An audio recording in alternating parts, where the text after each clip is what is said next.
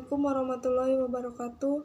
Perkenalkan, nama saya Diana, NPM 2190101132. Pada video kali ini diunggah untuk memenuhi mata pelajaran belajar pembelajaran. Kali ini akan membahas tentang teori belajar pembelajaran. Materi yang pertama yaitu teori behaviorisme. Teori behaviorisme adalah sebuah teori yang mempelajari tingkah laku manusia, perubahan pada tingkah laku seseorang melalui upaya pengkondisian atau mempelajari tingkah laku seseorang seharusnya dilakukan dengan cara pengujian dan pengamatan dari tingkah laku seseorang tersebut. Ciri-ciri dari teori behaviorisme yaitu mementingkan pengaruh lingkungan, yang kedua mementingkan bagian-bagian elemen etalistik, yang ketiga mementingkan peranan reaksi, yang keempat mengutamakan mekanisme terbentuknya hasil belajar, yang kelima mementingkan sebab-sebab di waktu yang lalu, yang keenam mementingkan pembentukan kebiasaan, yang ketujuh dalam pemecahan problem ciri khasnya ada trial dan error. Adapun landasan filosofi behaviorisme, yang pertama yaitu Pavlov. Menurut Pavlov, pembelajaran di mana sebuah organisme belajar untuk menghubungkan stimulus dan respon. Yang kedua yaitu Thorndike. Menurut Thorndike, belajar merupakan peristiwa terbentuknya asosiasi-asosiasi antara peristiwa-peristiwa yang disebut stimulus dan respon. Yang ketiga yaitu Edwin Guthrie. Edwin Guthrie menggunakan variabel hubungan stimulus dan respon untuk menjelaskan terjadinya proses belajar. Yang keempat yaitu Clark Hall menggunakan variabel hubungan antara stimulus dan respon untuk menjelaskan pengertian belajar. Yang kelima yaitu Watson. Menurut Watson, belajar adalah proses interaksi antara stimulus dan respon. Praktik dalam kelasnya B.F. Skinner secara konstan dan mengobservasi secara kritis praktek pendidikan, misalnya praktek pengajaran aritmatika. Skinner mencatat bahwa siswa harus mempelajari respon verbal khusus, misalnya dengan kata-kata, tanda-tanda, atau gambar-gambar yang menunjukkan fungsi aritmatika. Akibatnya, guru harus membantu siswa untuk membawa perilaku ini di bawah kendali stimulus. Siswa harus belajar berhitung, menambah, membagi, mengurangi, sebelum mereka dapat memecahkan masalah. Mengajar prosedur ini menjamin penggunaan penguatan yang pantas yang harus disegerakan dan dilakukan secara sering atau terus-menerus. Teori belajar yang kedua yaitu teori belajar kognitif. Teori belajar kognitif secara umum diartikan sebagai potensi intelektual yang terdiri dari tahapan pengetahuan, pemahaman, penerapan analisa, sintesa, dan evaluasi. Dapat dikatakan bahwa teori kognitif ini berkaitan tentang bagaimana seseorang melakukan proses untuk mendapatkan pengetahuan baru dengan cara berpikir secara rasional. Teori ini lebih mengedepankan proses daripada hasil. Adapun ciri-ciri belajar kognitif. Yang pertama, mementingkan kemampuan anak. Yang kedua, mementingkan peranan kognitif. Artinya atau contohnya setiap anak mempunyai kemampuan yang berbeda-beda. Yang ketiga, mementingkan pola berpikir anak. Seorang pengajar harus memperhatikan psikis seorang muridnya. Adapun tujuan dari teori kognitif yaitu mengembangkan pengetahuan, melatih keterampilan, berpikir aktif dan kreatif. Menurut teori kognitif ini, belajar adalah suatu proses atau aktivitas mental yang terjadi pada akal dan pikiran manusia. Ada 4 prinsip dasar teori belajar kognitif. Yang pertama, pembelajaran aktif dalam upaya untuk memahami pengalaman. Yang kedua, pemahaman pelajar mengembangkan apa yang diketahui. Yang ketiga, belajar membangun pemahaman dari catatan-catatan. Yang keempat, belajar perubahan struktur mental seseorang. Adapun usaha untuk mengerti sesuatu tersebut dilakukan aktif oleh siswa. Keaktifannya berupa mencari pengalaman, mencari informasi, memecahkan masalah, memecahkan makalah, mencermati lingkungan. 5. Mengolah stimulus yang bermakna untuk mencapai tujuan belajar.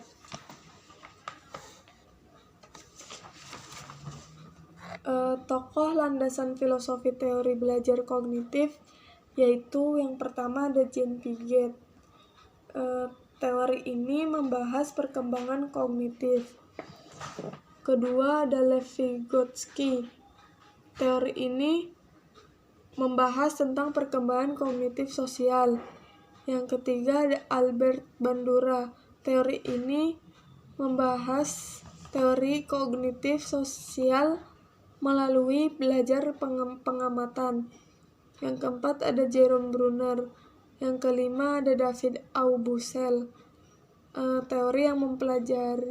Teori kognitif yang mempelajari belajar bermakna. Adapun kelebihan dan kekurangan belajar kognitif. Kelebihannya yang pertama dapat menimbulkan motivasi.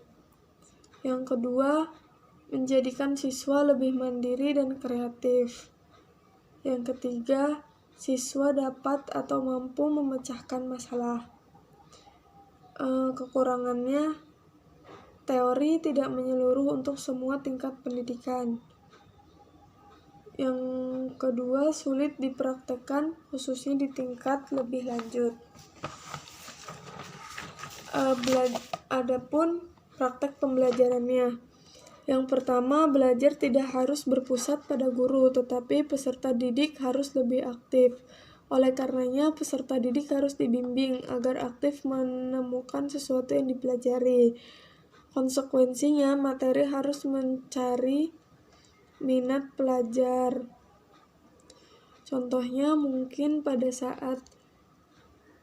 Contohnya pada mahasiswa mungkin setiap mahasiswa diwajibkan untuk mempresentasikan hasil kelompoknya atau makalahnya dengan teman-temannya, dan itu dipresentasikan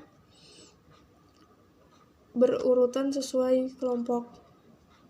Mungkin itu yang dilanjutkan. Yang kedua yaitu bahan pembelajaran dan metode pembelajaran harus menjadi perhatian utama bagi anak SD. Mengoperasikan sesuatu penjumlahan harus menggunakan benda-benda. Yang ketiga, guru harus merancang tahapan perkembangan kognitif agar pelajar dapat merangsang kemampuan berpikir mereka. Yang keempat, belajar harus berpusat pada peserta didik karena mereka melihat sesuatu berdasarkan dirinya sendiri. Teori yang ketiga yaitu teori belajar menurut pandangan konstruktivisme dan landasan filosofi.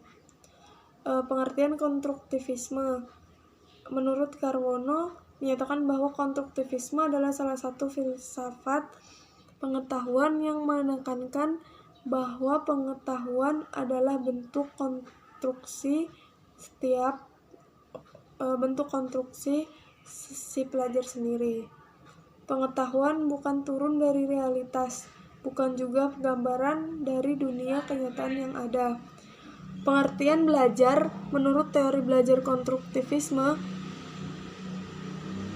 menurut Ryan Agustina 2012 menyatakan bahwa belajar menurut konstruktivisme adalah suatu proses mengasimilasikan dan mengaitkan pengetahuan atau pembelajaran yang dipelajari dengan pengertian yang sudah dimilikinya, sehingga pengetahuannya dapat dikembangkan. Teori konstruktivisme didefinisikan sebagai pelajaran, beda dengan aliran behavioristik yang memahami hakikat belajar sebagai kegiatan yang bersifat mekanistik. Makna belajar konstruktivisme adalah aktivitas yang aktif di mana si peserta didik membina sendiri pengetahuannya, mencari arti apa yang mereka pelajari. Adapun tokoh-tokoh dalam teori belajar yang berpijak pada konstruktivisme. Yang pertama, teori belajar konstruktivisme, Jean Piaget. Peran guru dalam teori ini adalah sebagai fasilitator dan moderator. Faktor terbentuknya pengetahuan seseorang yang terus berkembang menurut Jean Piaget yang pertama yaitu skemata, sekumpulan konsep yang digunakan ketika berinteraksi dengan lingkungan. Yang kedua yaitu asimilasi. Asimilasi adalah proses kognitif di mana seseorang mengintegrasikan persepsi, konsep, ataupun pengalaman baru ke dalam skema. Yang ketiga yaitu akomodasi.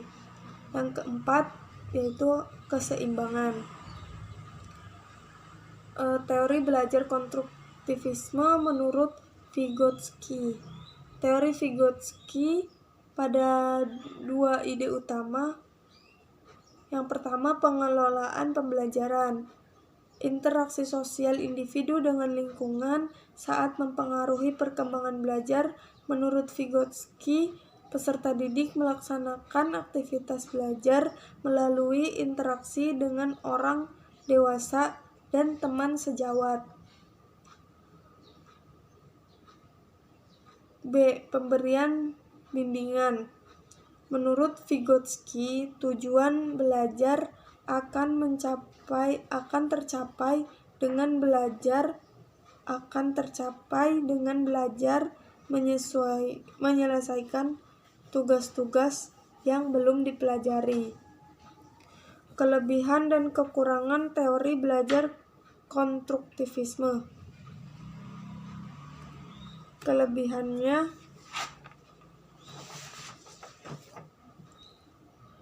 teori ini membina pengetahuan baru, membantu siswa mencari ide, menyelesaikan masalah, dan membuat keputusan.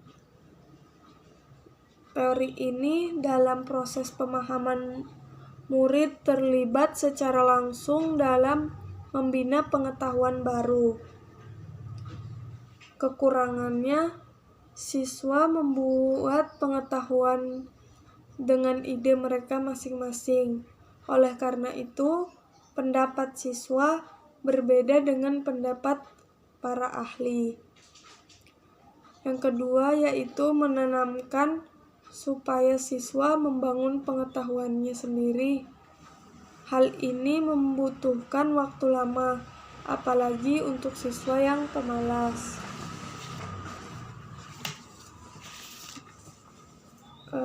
Sekian pembahasan tentang teori belajar pembelajaran.